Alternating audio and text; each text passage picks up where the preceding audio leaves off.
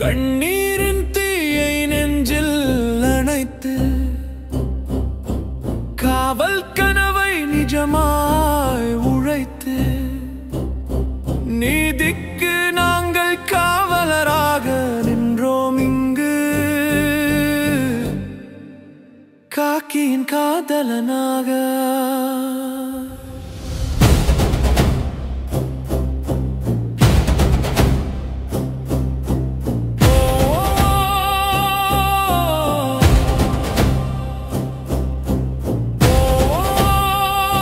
அன்பு மாணவ செல்வங்கள் அனைவருக்கும் வணக்கம். காக்கியின் காதலன் காவலர் பயிற்சி மையம் உங்களை அன்புடன் வரவேற்கிறது. தொடர்ச்சியாக 2ஆம் நிலை காவலர் தேர்வுக்கு தயாராகி கொண்டிருக்கக்கூடிய மாணவர்களுக்காக நம்ம முழு மாதிரி தேர்வுகளை பார்த்துட்ருக்குறோம். டிஎன்யூஎஸ்ஆர்பி எப்படி கொஸ்டின் பேப்பர்ஸ் ஃபிக்ஸ் பண்ணுவாங்களோ அதே போல் உங்களுக்கு கொஸ்டின் பேப்பர்ஸ் ஃபிக்ஸ் பண்ணி இலவசமாக முழு மாதிரி தேர்வுகளை நம்ம நடத்திட்டுருக்குறோம். இது 3வது முழு மாதிரி தேர்வு. இந்த தேர்வுக்கான கொஸ்டின் பேப்பர் லிங்க்கு கீழே டிஸ்கிரிப்ஷனில் கொடுக்குறோம். எக்ஸாம் எழுதாதவங்க எழுதி பார்த்துட்டு ஆன்சர் கீ செக் பண்ணுறதுக்காக இந்த வீடியோ பதிவை பாருங்கள், சரிங்களா? இந்த கொஸ்டினில் 70 கொஸ்டின்ஸ் இருக்க போகுது. உங்களுடைய மெயின் எக்ஸாமினேஷனில் எப்படி கொஸ்டின் பேப்பர் இருக்குமோ அதே போல் 70 கொஸ்டின்ஸ் இருக்க போகுது. இந்த 70 கொஸ்டினுக்கு நீங்கள் எத்தனை கொஸ்டின் சரியாக ஆன்சர் பண்ணுறீங்கன்றதை மறக்காமல் கீழே கமெண்ட் பாக்ஸில் கமெண்ட் பண்ணுங்கள். இந்த நேரத்தில் நிறைய மாணவர்கள் நாங்கள் எப்படி சார் ரிவிஷன் பண்ணுறது, இந்த கடைசி 10 நாட்களை எப்படி பயன்படுத்துவது அப்படின்னு சொல்லி தொடர்ந்து கேட்டுட்ருக்கிறீங்க. நம்ம திரும்ப சொல்கிறது தான், சரிங்களா? நீங்கள் பயப்படாமல் பதட்டப்படாமல் திரும்ப இது வரைக்கும் நீங்கள் டெஸ்ட் ப்ராக்டிஸ் பண்ண கொஸ்டின்ஸை பாருங்கள். ஏதாவது ஒரு பாடம் உங்களுக்கு டவுட்டாக இருந்துச்சுன்னா அதை எடுத்து வாசிங்க, சரிங்களா? புதுசாக எதுவுமே படிக்காதீங்க. ஆல்ரெடி நீங்கள் படித்த விஷயத்தை பார்த்த விஷயத்தையே திரும்ப பாருங்கள். நிச்சயமாக எக்ஸாம் ரொம்ப ஈஸியாக தான் இருக்க போகுது, சரிங்களா? இந்த எக்ஸாம் எழுதி பாருங்கள், உங்களுக்கு ஒரு நல்ல கான்ஃபிடென்ட் கிடைக்கும். ஃபஸ்ட்டு கொஸ்டின் பாருங்கள். சூரிய குடும்பத்தில் மிகவும் பெரிய நிலவு எதுன்னு சொல்லி கேட்டிருக்காங்க. அப்போ காணிமீடு அப்படின்ற நிலவு தான் சூரிய குடும்பத்திலேயே மிகவும் பெரிய நிலவு. நம்ம வியாழன் கோளை தான் மிகப்பெரிய கோள்னு நம்ம பார்க்குறோம். அந்த வியாழன் கோளுடைய நிலவு தான் காணிமீடு அப்படின்றது, சரிங்களா? அடுத்த கொஸ்டின் பாருங்கள். கீழ்கண்ட கூற்றுகளை ஆராய்கன்னு சொல்லியிருக்காங்க. முதல் கூற்று, ஃபாரான்ஹீட் அளவீட்டில் 32 ஃபாரான்ஹீட் என்பது உறைநிலை புள்ளியாகும்னு சொல்லியிருக்காங்க. இது சரியான்னு கேட்டிங்கன்னா இது சரிதான், சரிங்களா? 0 டிகிரி செல்சியஸ் வெப்பநிலைக்கு ஈக்குவல்ட்டானது 32 ஃபாரான்ஹீட் அப்படின்னு நம்ம சொல்லுவோம். அடுத்தது பாருங்கள், ஃபாரான்ஹீட் என்பது வெப்பநிலை வெப்ப ஆற்றலை அளவிடுன்னு சொல்கிறாங்க. இது தப்பு. வெப்பநிலையை அளவிடக்கூடிய அளவு தான் ஃபாரான்ஹீட், சரிங்களா? வெப்பநிலையை அளக்கிறது தான் கெல்வின், ஃபாரான்ஹீட், டிகிரி செல்சியஸ்ன்னு சொல்லி 3 அளவீடுகளை நம்ம பயன்படுத்துகிறோம். அதில் தனித்த அளவீடு அப்படின்னு சொல்லக்கூடியது எதுனா உங்களுக்கு கெல்வின் அளவீடு, சரிங்களா?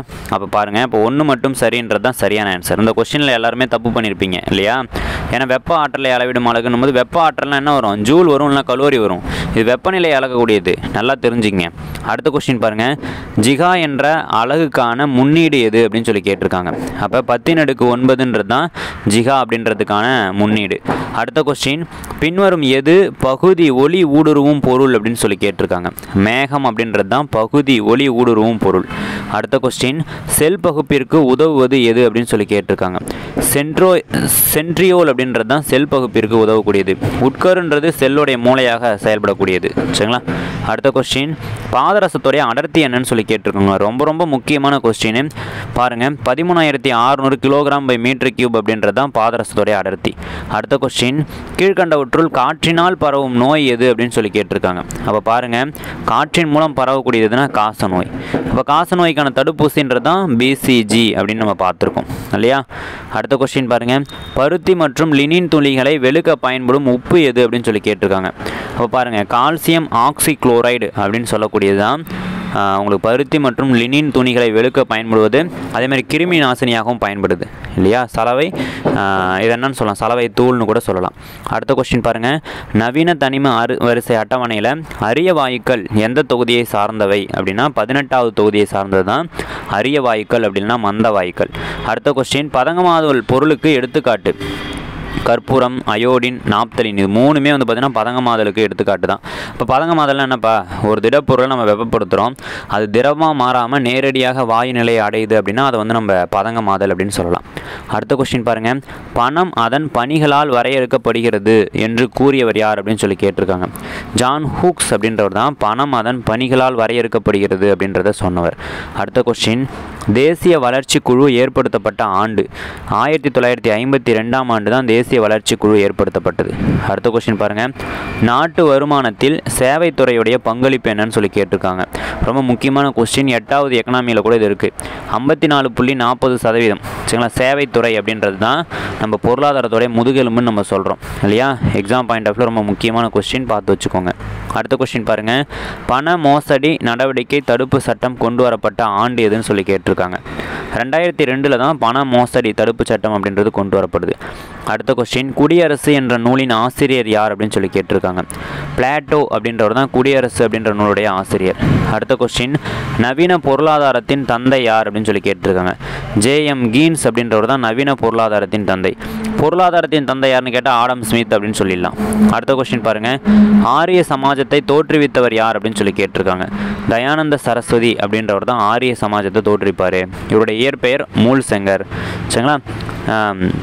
இவர் இயற்றிய புத்தகத்து பெயர் தெரிஞ்சவங்க கமெண்ட் பாக்ஸில் கமெண்ட் பண்ணுங்கள். அடுத்த கொஸ்டின், ஆற்காட்டு வீரர் என்று அழைக்கப்படுபவர் யார் அப்படின்னா ராபர்ட் கிளைவ் தான் ஆற்காட்டு வீரர்னு சொல்கிறோம். அப்போ வந்தவாசி வீரர் யாருன்னா அயர்கூட் சரிங்களா. அடுத்த கொஸ்டின் பாருங்கள், முதல் தரையின் போரில் வெற்றி பெற்றவர் யார் அப்படின்னு சொல்லி கேட்டிருக்காங்க. இப்போ முதல் தரையின் போரில் உங்களுக்கு பிருத்திவிராஜ சௌஹான் தான் வெற்றி அடைகிறார் இல்லையா. தரையின் போர் எப்போ நடக்குது? 1191 1192 இந்த 2 வருஷம் வந்து பார்த்திங்கன்னா இந்த தரையின் போர் அப்படின்றது நடக்கும். முதல் தரையின் போரில் பிருத்திவிராஜ சௌஹான் முகமது கோரியை வந்து தோக்கடிச்சிருவார். அப்போ பிருத்திவிராஜ் சௌஹான் வெற்றி அடைஞ்சிருவார். 1192 நடந்த 2வது தரையின் போரில் தான் பிருத்திவிராஜ் சௌஹானை தோற்கடித்து முகமது கோரி இந்தியாவில் இஸ்லாமிய அரசை வந்து நிறுவுவார் சரிங்களா, அஜ்மீரை தலைநகராக கொண்டு. அடுத்த கொஸ்டின் பாருங்கள், யாருடைய காலம் தமிழகத்தின் உன்னத ஒளி பொருந்திய காலம் அப்படின்னு சொல்லி கேட்டிருக்காங்க. சோழர்களுடைய ஆட்சி காலம். சோழர்களுடைய ஆட்சி காலத்தை தான் நம்ம பொற்காலம் அப்படின்னு சொல்கிறோம். செப்பு திருமேனிகளின் பொற்காலம் யாருடைய ஆட்சி காலம்னு கேட்டாலும் சோழர்களுடைய ஆட்சி காலம் தான். அடுத்த கொஸ்டின், மகாபோதி கோவில் என்ற புத்த கயா எங்கே அமைஞ்சிருக்கு அப்படின்னா பீகாரில் அமைஞ்சிருக்கு. அடுத்த கொஸ்டின் பாருங்கள், ஹெரப்பர்கள் யாருடன் வாணிபம் செய்தார்கள் அப்படின்னு சொல்லி கேட்டிருக்காங்க. மெசபடோமியா கூட வாணிபம் செஞ்சாங்க சரிங்களா. ஹெரப்பர்கள் மெசபடோமியர்கள் கூட வாணிபம் செஞ்சாங்க. அடுத்த கொஸ்டின் பாருங்கள், எகிப்தில் இறந்தவர்களின் உடலை பாதுகாக்க பயன்படுத்தப்பட்டது எது அப்படின்னு சொல்லி கேட்டிருக்காங்க. பாருங்கள், சோடியம் பைகார்பனேட், சோடியம் கார்பனேட், உப்பு, இது 3மே வந்து பார்த்தோன்னா பயன்படுத்தியிருப்பாங்க சரிங்களா. மம்மிகள் அப்படின்னு சொல்லக்கூடிய விஷயத்தை வந்து இந்த எகிப்தில் வந்து செஞ்சுருப்பாங்க. பிரமிடில் வச்சுருப்பாங்க சரிங்களா. இறந்தவர்களுடைய உடலை வந்து பாதுகாத்து பதப்படுத்தி வச்சுருப்பாங்க. அதுக்கு இதெல்லாம் பயன்படுத்தியிருக்காங்க. அடுத்த கொஸ்டின் பாருங்கள், இந்தியாவின் முதல் பழங்கால கற்கருவியை கண்டுபிடித்தவர் யார் அப்படின்னு சொல்லி கேட்டிருக்காங்க. அப்போ பாருங்கள், ப்ரூஸ் ப்ரூட் அப்படின்றவர் தான் பல்லாவரத்துக்கு பக்கத்தில் பல்லாவரத்தில் சென்னைக்கு அருகில் உள்ள பல்லாவரம் அப்படின்னா அத்திரம்பாக்கம்னு கூட சொல்லுவாங்க. அங்கே வந்து பழங்கற்கால கருவியை வந்து முதல்ல கண்டுபிடிக்கிறார் இந்தியாவிலேயே. அப்போ அந்த வருஷம் தெரிஞ்சவங்க கீழே கமெண்ட் பாக்ஸில் கமெண்ட் பண்ணுங்கள். அடுத்த கொஸ்டின் பாருங்கள், சித்தன்னவாசல் குகை ஓவியம் காணப்படுவது எங்கே அப்படின்னா புதுக்கோட்டையில் காணப்படுது. புதுக்கோட்டையில் தான் சித்தன்னவாசல் குகை ஓவியம் காணப்படுது. அடுத்த கொஸ்டின், புவியின் குளிர்ச்சியான பல்லுயிர் தொகுதி எது அப்படின்னா தூந்திரா அப்படின்றது தான் சரிங்களா. அடுத்த கொஸ்டின், பாறை குழம்பு காணப்படும் அடுக்கு எது அப்படின்னா கருவத்தில் தான் பாறை குழம்புகள் காணப்படுது. அடுத்த கொஸ்டின், ஆசியாவில் உள்ள மிகப்பெரிய நன்னீர் குருட்டு ஏரி எது அப்படின்னு சொல்லி கேட்டிருக்காங்க இல்லையா. கன்வர் ஏரி அப்படின்றது தான் ஆசியாவில் இருக்கக்கூடிய மிகப்பெரிய நன்னீர் குருட்டு ஏரி. அடுத்த கொஸ்டின், அனைத்து வகை மேகங்களும் காணப்படும் அடுக்கு எது அப்படின்னா கீழடுக்கு. கீழடுக்கில் தான் அனைத்து வகையான மேகங்களும் காணப்படுது. அடுத்த கொஸ்டின், இந்தியாவின் முதல் மெட்ரோ ரயில் சேவை எங்கு தொடங்கப்பட்டது அப்படின்னு சொல்லி கேட்டிருக்காங்க. கொல்கத்தாவில் தான் இந்தியாவுடைய முதல் மெட்ரோ ரயில் சேவை அப்படின்றது தொடங்கப்படுது. நம்ம சென்னையும் மெட்ரோ சிட்டி தான், டெல்லி, மும்பை சரிங்களா, ஹூப்ளி இதெல்லாம் வந்து மெட்ரோ சிட்டி தான், கொச்சின் இதெல்லாம் மெட்ரோ சிட்டி தான். அப்போ அடுத்த கொஸ்டின் பாருங்கள், தேயிலை உற்பத்தியில் முன்னணி வகிக்கக்கூடிய மாநிலம் எதுன்னு சொல்லி கேட்டிருக்காங்க. அப்போ காஃபி உற்பத்தினா நீங்கள் கர்நாடகாவை சொல்லுவீங்க, தேயிலை உற்பத்தினா அசாம் சொல்லலாம். அடுத்த கொஸ்டின், தமிழகத்தில் வெள்ளி கடற்கரை எங்கே அமைஞ்சிருக்குன்னு சொல்லி கேட்டிருக்காங்க. கடலூரில் தான் தமிழகத்தில் வெள்ளி கடற்கரை அப்படின்றது அமைஞ்சிருக்கு. அடுத்த கொஸ்டின், பீட் தீவு பறவைகள் சரணாலயம் எங்கே அமைஞ்சிருக்குன்னு சொல்லி கேட்டிருக்காங்க. லட்சத்தீவில் தான் பீட் தீவு பறவைகள் சரணாலயம் அமைஞ்சிருக்கு. அடுத்த கொஸ்டின் பாருங்கள், மக்கள் அடர்த்தி குறைவாக உள்ள மாநிலம் எதுன்னு சொல்லி கேட்டிருக்காங்க. அருணாச்சல பிரதேசம் அப்படின்றது தான் மக்கள் தொகை குறைவாக உள்ள மாநிலம் இல்லையா. அடுத்த கொஸ்டின், சாத்விக் சாய்ராஜ் எந்த விளையாட்டுடன் தொடர்புடையவர் அப்படின்னு சொல்லி கேட்டிருக்காங்க. பேட்மிண்டன் விளையாட்டு கூட, சரிங்களா, பேட்மிண்டன் சொல்கிறோம் இல்லையா, அந்த விளையாட்டு கூட தொடர்புடையவர். பேரிடர் அவசர காலத்திற்கு உதவி எண் எது அப்படின்னு சொல்லி கேட்டிருக்காங்க, சரிங்களா. இப்போ பேரிடர் அவசர காலத்தின் உதவி எண் அப்படின்னு சொன்னோம்னா பாருங்கள் 1077 தான் பேரிடர் அவசர கால உதவி எண். இப்போ வடகிழக்கு பருவமழை அப்படின்றது பொழிஞ்சிட்டு இருக்கு இல்லையா, இதெல்லாம் ரொம்ப முக்கியமான கொஸ்டினாக நம்ம பார்க்குறோம். அடுத்த கொஸ்டின், இந்தியாவின் ஏவுகணை நாயகன் என அழைக்கப்படுபவர் யார் அப்படின்னு சொல்லி கேட்டிருக்காங்க. அப்துல் கலாம் ஐயா அவர்கள் தான் இந்தியாவில் ஏவுகணை நாயகன் என்று அழைக்கப்படுபவர். அடுத்த கொஸ்டின் பாருங்கள், சர்வதேச பெண் குழந்தைகள் தினம் எப்பொழுது அனுசரிக்கப்படுகிறது அப்படின்னு சொல்லி கேட்டிருக்காங்க. அக்டோபர் 11 அன்று தான் சர்வதேச பெண் குழந்தைகள் தினம் அனுசரிக்கப்படுகிறது. அடுத்த கொஸ்டின் பாருங்கள், தமிழ்நாடு இந்து வாரிசுரிமை சட்டம் நிறைவேற்றப்பட்ட ஆண்டு எதுன்னு சொல்லி கேட்டிருக்காங்க. 1989 தான் தமிழ்நாடு இந்து வாரிசுரிமை சட்டம் நிறைவேற்றப்பட்டது. அடுத்த கொஸ்டின், ஐநா சபை தொடங்கப்பட்ட ஆண்டு. 1945 தான் ஐநா சபைன்றது தொடங்கப்படுது, சரிங்களா. உலக அமைதிக்காக தொடங்கப்பட்ட ஒரு பன்னாட்டு அமைப்பு, சரிங்களா. முதல் பன்னாட்டு அமைப்புன்றது பன்னாட்டு சங்கம், இரண்டாவது பன்னாட்டு அமைப்புன்றது இந்த ஐநா சபை. இது 1945 தொடங்கப்பட்டு இன்னுமே இது இருக்குது. அடுத்த கொஸ்டின், உலக மக்கள் தொகை தினம் எதுன்னு சொல்லி கேட்டிருக்காங்க. ஜூலை 11 தான் உலக மக்கள் தொகை தினம். அடுத்த கொஸ்டின், பழங்காலத்தில் நேரடி மக்களாட்சி முறையை பின்பற்றும் பகுதி எது அப்படின்னா ஏதென்ஸ் நகர அரசு. இதுதான் பண்டைய காலத்தில் நேரடி மக்களாட்சி முறையை பின்பற்றியது. இப்போது நேரடி மக்களாட்சி எங்கே நடக்குதுன்னு சொல்லி தெரிஞ்சவங்க கீழே கமெண்ட் பாக்ஸில் கமெண்ட் பண்ணுங்கள். அடுத்த கொஸ்டின், 11வது செஸ் உலக கோப்பை போட்டி 2025 எங்கு நடைபெற உள்ளதுன்னு சொல்லி கேட்டிருக்காங்க. நம்ம இந்தியாவில் தான் நடைபெற உள்ளது இல்லையா, ரொம்ப முக்கியமான கொஸ்டின். அடுத்த கொஸ்டின் பாருங்கள், இந்திய தேர்தல் ஆணையம் அமைக்க வழிவகை செய்யும் அரசியலமைப்பு பிரிவு எது அப்படின்னு சொல்லி கேட்டிருக்காங்க. ஆர்டிக்கல் 324 அப்படின்றது தான் சரியான ஆன்சர். அடுத்த கொஸ்டின் பாருங்கள், மனித உரிமைகள் தினம் எப்பொழுது அனுசரிக்கப்படுகிறது அப்படின்னா டிசம்பர் 10 மனித உரிமைகள் தினம். அடுத்த கொஸ்டின் பார்ட் பி பார்க்குறோம். இயல்பாக நிகழும் நிகழ்ச்சியின் மீது கவிஞர் தம் குறிப்பை ஏற்றி கூறுவது எவ்வகை அணி அப்படின்னு சொல்லி கேட்டிருக்காங்க. தற்குறிப்பேற்று அணி, சரிங்களா. தன்னுடைய குறிப்பை ஏற்றி கூறுவதனால் இது வந்து தற்குறிப்பேற்று அணி அப்படின்னு சொல்கிறோம். ஏகதேச உருவக அணினா என்ன அப்படின்னு சொல்லி கீழே தெரிஞ்சவங்க கீழே கமெண்ட் பாக்ஸில் கமெண்ட் பண்ணுங்கள். அடுத்த கொஸ்டின் பாருங்கள், கோ என்ற சொல்லின் பொருள் எது அப்படின்னு சொல்லி கேட்டிருக்காங்க. கோனா அரசன் அப்படின்னு தான் அர்த்தம். அடுத்த கொஸ்டின் பாருங்கள், கொங்கு கூட்டல் அலர் இதை சேர்த்து எழுத கிடைப்பது என்ன அப்படின்னு சொல்லி கேட்டிருக்காங்க. கொங்கலர் அப்படின்றது தான் சரியான ஆன்சர். அப்போ பிரித்தெழுதுக சேர்த்தெழுதுக இதெல்லாம் தான் உங்களுக்கு கொஸ்டினாக வரப்போகுது இல்லையா. அடுத்த கொஸ்டின் பாருங்கள், கொல் யானை அப்படின்றதுக்கு இலக்கண குறிப்பு என்ன அப்படின்னு சொல்லி கேட்டிருக்காங்க. அப்போ கொல் யானைனா வினைத்தொகை, சரிங்களா. கொல் யானை, கொல்லும் யானை, கொல்கின்ற யானை அப்படின்னு சொல்லி வரும். அடுத்த கொஸ்டின், வேழம் என்ற சொல்லின் பொருள் எது அப்படின்னா யானை. யானை அப்படின்றது தான் சரியான ஆன்சர். அடுத்த கொஸ்டின் பாருங்கள், உளவியலில் கேட்டிருக்காங்க. என்னிடம் பகிர்ந்தளிக்க சில இனிப்புகள் உள்ளன.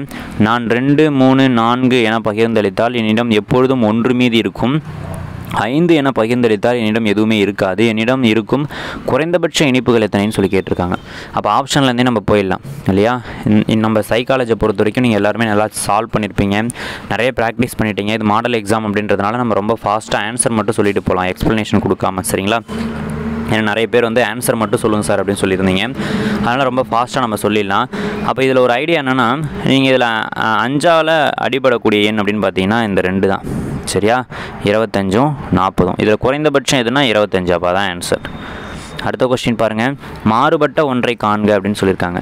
இந்த மாதிரி கொஸ்டின்லாம் வந்துச்சுன்னா நீங்கள் என்ன பண்ணுவீங்க, ஏபிசிடி எழுதுவீங்க. அந்த நம்பர்ஸ்லாம் எந்த மாதிரி ஆர்டரில் போயிருக்கு, 1 விட்டு 1 வந்திருக்கா, இல்லை 2 விட்டு 2 வந்திருக்கா, சரிங்களா, 3 விட்டு வந்திருக்கா, 4 விட்டு வந்திருக்கா, இல்லை ஸ்கொயர் வேல்யூவாக போதா, இல்லை ஆப்போசிட்டில் இருக்கா, இந்த மாதிரி விஷயத்தெல்லாம் நீங்கள் இதை பார்த்து கண்டுபிடிப்பீங்க. அந்த மாதிரி ஏபிசிடி எழுதி பார்த்தீங்கனாலே இதுக்கு ஆன்சர் தெரிஞ்சிடும்.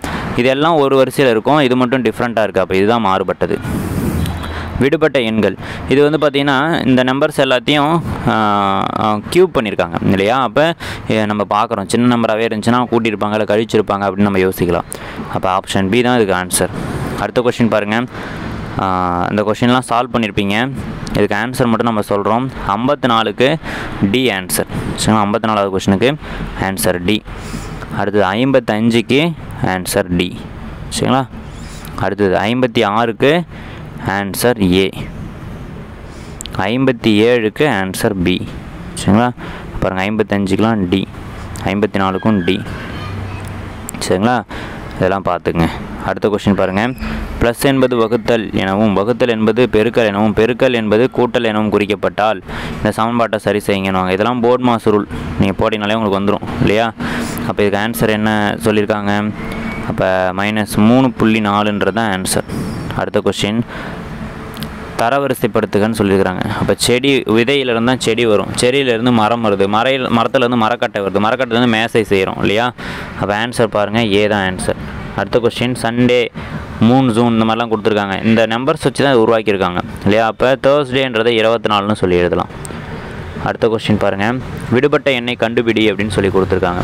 அப்போ இதில் பாருங்கள், எல்லாமே க்யூபாக தான் போயிட்டுருக்கு இல்லையா. அப்போ இதில் ஈஸியாக நீங்கள் கண்டுபிடிச்சிருப்பீங்க ஆன்சர் பி தான் சொல்லி. அடுத்த கொஸ்டின் பாருங்கள், சங்கீத மொழி குறியீடு இல்லையா. இதெல்லாம் உங்களுக்கு ரொம்ப ஈஸியான கணக்கு தான். இதில் நீங்கள் ஆன்சர்லாம் போட்டிருப்பீங்க. ஆன்சர் வந்து காகம் அப்படின்றது தான். அடுத்த கொஸ்டின் பாருங்கள், ஒரு மாதத்தின் முதல் நாள் வெள்ளிக்கிழமை எனில் அந்த மாதத்தின் 15ஆம் நாள் என்ன கிழமைன்னு சொல்லி கேட்டிருக்காங்க. இதுவும் நீங்கள் ஈஸியாக போட்டுருவீங்க. மொதல் நாள் வெள்ளிக்கிழமைனா 7வது நாள்லாம் இருக்கும், வெள்ளிக்கிழமைக்கு முன்னாடி நாள் வியாழக்கிழமையாக இருக்கும். அப்போ மாதத்தில் 15வது நாள், அப்போ 15/7 அடிச்சிங்கன்னா 14ன்றது வியாழக்கிழமைனா 15ன்றது வெள்ளிக்கிழமை. அப்போ ஆப்ஷன் டி தான் ஆன்சர். அடுத்த கொஸ்டின், ஒரு பெண்ணை பார்த்து சொன்னார், இவர் என் தகப்பனாரின் பேரனின் மனைவி, அந்த பெண் அந்த நபருக்கு என்ன முறையில் உறவுன்னு சொல்லி கேட்டிருக்காங்க. மருமகள் சரிங்களா, மருமகள்ன்றது ஆன்சர். அடுத்த கொஸ்டின் பாருங்கள், 21 சென்டிமீட்டர் விட்டமாக கொண்ட ஒரு வட்டத்துடைய சுற்றளவு. வட்டத்துடைய சுற்றளவுனா 2πr போட்டுருவீங்க. 2 இன்ட்டு பையோட மதிப்பு 22/7 இன்ட்டு ஆரோட மதிப்பு பாருங்கள் 6. அதாவது விட்டம் தான் கொடுத்துருக்குறாங்க நமக்கு. விட்டத்தில் பாதி தான் ஆரம். அப்போ பாருங்கள், அடிச்சிங்கன்னா ஒரே 21 அடிச்சிங்கன்னா 66 வருது. ஆன்சர் வந்து 66 தான். அடுத்த கொஸ்டின், நுண்ணறிவு சோதனைகள் தற்கால மாணவர்கள் டேஷ் அடிப்படையில் வகைப்படுத்தப்பட்டிருக்கு. அப்போ தேர்ச்சியின் அடிப்படையில் வகைப்படுத்தியிருக்கிறாங்க. அடுத்த கொஸ்டின், 276 மாணவர்கள் உள்ள ஒரு விடுதியில் 20 நாட்களுக்கு தேவையான சமையல் பொருட்கள் உள்ளன. அந்த பொருட்கள் 46 நாட்களுக்கு நீட்டிக்க வேண்டும் என்றால் எத்தனை மாணவர்கள் விடுதியில் இருக்கணும் அப்படின்னு சொல்லி கேட்டிருக்காங்க. அப்போ 120 மாணவர்கள் இருக்கணும் சரிங்களா. அடுத்த கொஸ்டின் பாருங்கள், ஒரு எண்ணுடைய பாதியுடன் அவ்வெண்ணில் 3/1 பங்கை கூட்டினால் 15 கிடைக்கும்னா அந்த எண் என்னன்னு சொல்லி கேட்டிருக்காங்க. அப்படியே நீங்கள் இந்த நம்பரில் ஏதாவது ஒரு நம்பர் எடுத்தே பாருங்கள். இதில் ஏதோ வந்து பாதியாக மாற்ற முடியும்னு பார்த்தீங்கன்னா 18 மட்டும்தான் பாதியாக மாற்றலாம். 9 × 2 18. அப்போ என்னுடைய பாதி நான் 9ன்னு எடுத்துக்கிறேன். அப்போ இந்த 18 வந்து 3 அடிச்சிங்க அப்படின்னா என்ன கிடைக்கும்? 1 6 6 6 12 3 18. அப்போ 6. அப்போ கூட்டினீங்கன்னா 15 கிடைக்குது. அப்போ இதுதான் ஆன்சர் சரிங்களா. அடுத்த கொஸ்டின் பாருங்கள், கீர்த்தி அவள் வீட்டிலேருந்து 10 கிலோமீட்டர் மேற்கு நோக்கி சென்றால் பின் இடப்பக்கம் திரும்புகிறார். அப்போ பாருங்கள், திசைகள்லாம் குறிச்சிங்க. திசை கணக்கை பொறுத்த வரைக்கும் நீங்கள் இந்த மாதிரி வரைஞ்சிடணும் இல்லையா. இது வடக்கு, இது தெற்கு, இது கிழக்கு, இது மேற்கு. இப்போ என்ன சொல்கிறாங்கன்னா, கீர்த்தி அவளுடைய வீட்டிலேருந்து 10 கிலோமீட்டர் மேற்கு நோக்கி போகிறா அப்படின்னு சொல்கிறாங்க. 10 கிலோமீட்டர் மேற்கு நோக்கி போயிட்டாலா, பின்பு இடப்பக்கம் திரும்பி 20 கிலோமீட்டர் போகிறா அப்படின்னு சொல்கிறாங்க. 20 கிலோமீட்டர் போயிட்டா மீண்டும் என்ன பண்ணுறாங்கன்னா கிழக்கு நோக்கி திரும்பி 25 கிலோமீட்டர் போகிறாங்கன்னு சொல்கிறாங்க சரிங்களா. 25 கிலோமீட்டர் போயிட்டாங்களா. அடுத்ததாக திரும்பவும் என்ன சொல்கிறாங்கன்னா, திரும்பவும் அவங்க திரும்பி சரிங்களா கிழக்கு நோக்கி திரும்பி 25 கிலோமீட்டர் போகிறாங்க அப்படின்னு சொல்லிட்டாங்க. இப்போ இடப்பக்கமாக திரும்பி 20 கிலோமீட்டர் போகிறாங்கன்னு சொல்லிட்டாங்க. இப்போ அவங்க இந்த இடத்துலேருந்து இந்த இடம் எவ்வளோ தூரத்தில் இருக்காங்கன்னு சொல்லி கேட்குறாங்க. அப்போ 15 கிலோமீட்டர்ன்றது ஆன்சர். இங்கே 10 இங்கே 15 சரிங்களா. இப்போ 15ன்றது ஆப்ஷனில் இருக்குது, அதான் ஆன்சர். அடுத்த கொஸ்டின் பாருங்கள், ஒரு குறிப்பிட்ட அசலானது 10% வட்டி விகிதத்தில் எத்தனை ஆண்டுகளில் 3 மடங்காக மாறும் அப்படின்னு சொல்லி கேட்டிருக்காங்க. பாருங்கள், 30 வருஷத்தில் தான் 3 மடங்காக மாறும் சரிங்களா. அப்போ இன்றைக்கி நீங்கள் மாடல் எக்ஸாமில் 70 கேள்விக்கு எத்தனை கேள்வி சரியாக ஆன்சர் பண்ணியிருக்கீங்கன்றதை மறக்காமல் கீழே கமெண்ட் பாக்ஸில் கமெண்ட் பண்ணுங்கள். தொடர்ச்சியாக படிங்க சரிங்களா. பயப்படாதீங்க. இந்த நேரத்தில் நீங்கள் பார்த்த கொஸ்டின்ஸ் தான் உங்களுக்கு வரும். இந்த எக்ஸாம் உங்களுக்கு ரொம்ப ஈஸியாகவே இருந்திருக்கும். இதே போல் தான் உங்களுக்கு பிசி எக்ஸாம் இருக்க போகுது. பயப்படாமல் எக்ஸாமுக்கு தொடர்ச்சியாக படிச்சுட்ருங்க. அனைவருக்கும் வாழ்த்துக்கள்ப்பா.